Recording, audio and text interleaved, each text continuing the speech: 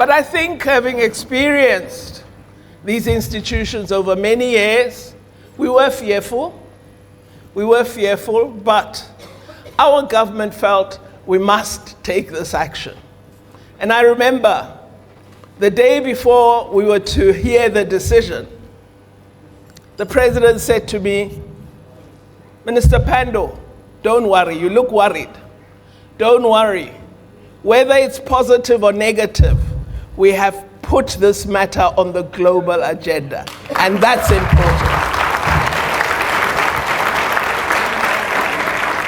And I must also say, Minister Hilaal was in that meeting where we made this decision. So we waited to hear the court. And we were absolutely stunned. When they decided, the first thing we were worried about was the issue of dispute. Is there a dispute between two states? Because that's what the convention says. And the Israeli legal team had argued, we don't have a dispute with South Africa. The convention says there must be a dispute. There's no dispute, and South Africa didn't inform us on time, and so on and so on. And we had written to them to tell them we're going to the Constitutional Court, to the International Court. We're going there in terms of the Genocide Convention, and we are in terms of the appropriate clauses. We are going to say the court must investigate what we believe plausibly you have committed genocide. The justices reported on this matter first. And after, in the usual way, lawyers take very long to come to the main point. They went through it and we were sitting there wondering. And they said they find that there is a dispute. Second point was, they dealt with a matter of plausibility. Is it likely that genocide is being committed? They extracted what we had submitted, and then we were absolutely stunned that they had gone into all the available research, the statements of Israeli ministers, the actions of the Israeli government, the action against public institutions, the actions against humanitarian organizations, the blocking of humanitarian aid, the bombardment of hospitals and schools, the denial of water, of fuel, of food. They had gone into all the available evidence and they cited it. And when they did that and then concluded, it is plausible, we started crying because we knew we were getting there. What we had asked for was that the court should set out provisional measures, which are measures that are designed to be acted upon following the decision of the court, and which in our view would lead to a pause, a cessation in the daily murder of innocent people in Palestine. The court indeed did set out provisional measures. And as we all know today, unfortunately, the government of Israel is just indicating further evidence of the commission of genocide because they've not acted on the provisional measures. But what they have done to the Palestinian people has been made public for all the world to see.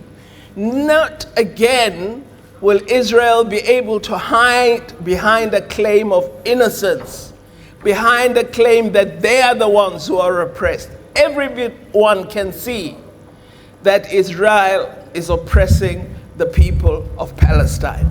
We have made Israel's wickedness of murder and oppression fully transparent to the world.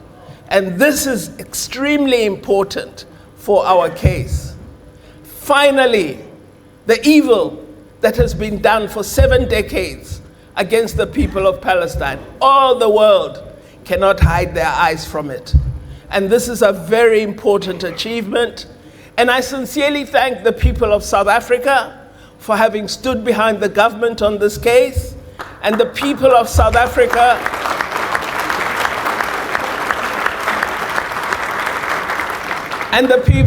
Africa for having always, in large number, been fully behind the struggle of the people of Palestine. I want to say to our guests from Palestine today that your cause is our cause. Some people might not know why, so it's important that I explain.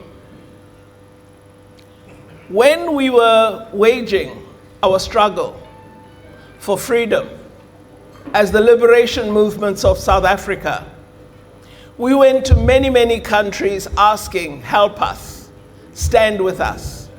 We want you to help us to fight our struggle for freedom. And I want to say today that the Palestinian Liberation Organization stood with the African National Congress.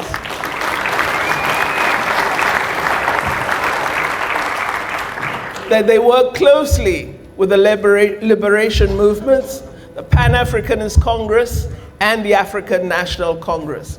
They didn't say, South Africa is very far away in Africa. Your problem is not our problem. They said, we don't have a lot. We are not free here in Palestine, but we know how to fight. We'll train your soldiers. We'll train them. What the people of Palestine showed is what we call here in South Africa, and especially in the liberation movements, we call it international solidarity. What it means is no matter where you are, if you are in trouble, and I'm a human being human means I must care about your problem.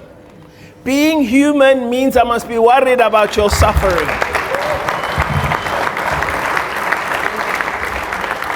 And it means that if you are in trouble, I must stand shoulder to shoulder with you, and we must fight that trouble together. That is the meaning of international solidarity. So we've been saying, many of us here in South Africa, in the political sphere, we've been reminding the people of South Africa about international solidarity. And we've been saying to them, it's true, today, in South Africa, we have a wonderful constitution. In South Africa, we have freedom. In South Africa, we have the right to vote, which black people never had until 1994. In South Africa, we can own land wherever we want.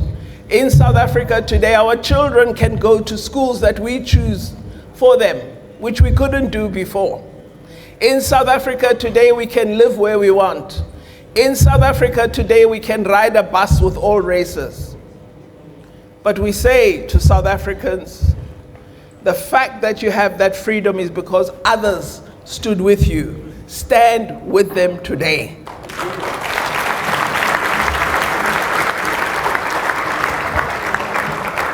This comes from the teaching of our late president, the first president of a free South Africa, President Nelson Mandela, the grandfather of Honorable Chief Mandela.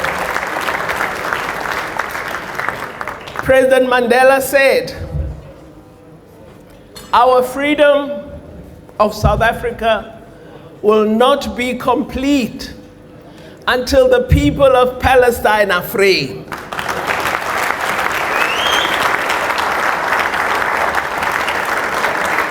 So, as the Director General, as ministers, myself, Minister de Lille, as party leaders, Party Leader Hendrickson, we said to ourselves, we must stand.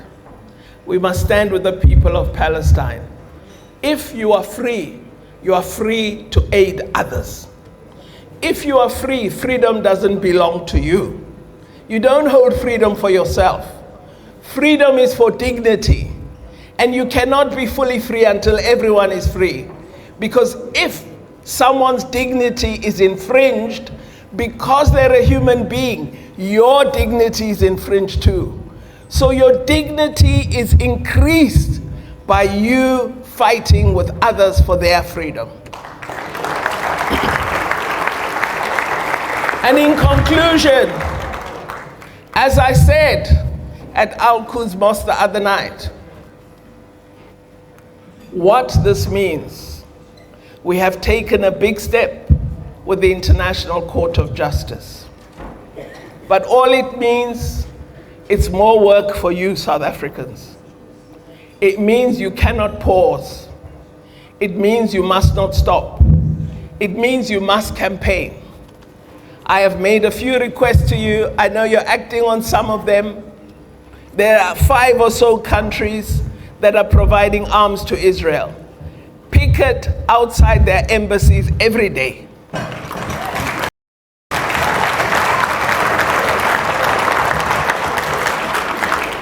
Also asking you, when there are mass protests, join the mass protests. I know that we can't be out every day, but Kanala, let's just ask one protest a week. Everybody one protest a week. Then we'll do very well.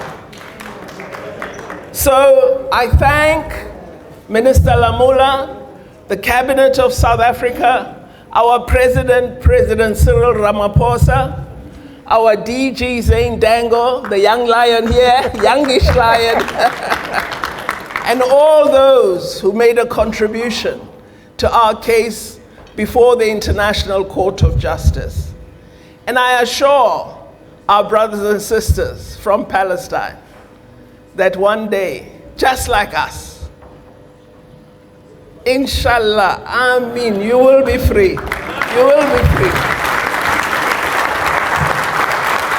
So, again, I conclude by asking, free, free Palestine. Free, free Palestine. From the river to the sea. From the river to the sea. Palestine shall be free. Palestine shall be free. Free, free Palestine. Free, free Palestine. From the river to the sea. From the river to the sea. Palestine shall be free. Palestine shall be free. Shukran. Thank you very much.